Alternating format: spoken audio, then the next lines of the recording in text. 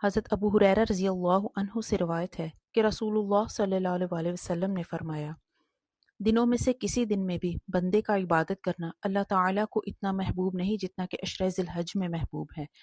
اس عشرے کے ہر دن کا روزہ سال بھر کے روزوں کے برابر ہے، اور اس کے ہر رات کے نوافل شب قدر کے نوافل کے برابر ہیں۔ جس طرح اللہ تعالیٰ نے ہفتے کے 7 دنوں میں جمعے کو اور سال کے 12 مہینوں میں سے رمضان المبارک کو اور پھر رمضان المبارک کے 3 عشروں میں سے آخری عشرے کو خاص فضیلت بخشی ہے، اسی طرح ذی الحج کے پہلے عشرے کو بھی خاص فضل و رحمت کا عشرہ قرار دیا ہے، اسی لیے حج بھی انہی ایام میں رکھا ہے۔ بہرحال یہ رحمت خداوندی کا خاص عشرہ ہے۔ ان دنوں میں بندے کا ہر نیک عمل اللہ تعالیٰ کو بہت محبوب ہے اور اس کی بڑی قیمت ہے۔ حضرت ابن عباس رضی اللہ عنہ سے روایت ہے،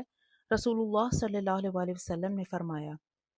اللہ تعالیٰ کو عمل صالح جتنا ان 10 دنوں میں محبوب ہے اتنا کسی دوسرے دن میں محبوب نہیں ہے، یعنی کہ ان دنوں کی عبادت اللہ تعالیٰ کو دوسرے تمام دنوں سے سب سے زیادہ محبوب ہے، اور رات کی عبادت بھی ایسے ہی محبوب ہے۔ رمضان المبارک میں تو ہمیں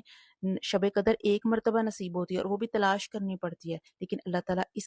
اس عشرے کے ہر رات کے نوافل کو شب قدر کے نوافل کے برابر قرار دے رہے ہیں، تو کتنی فضیلت کے دن ہے۔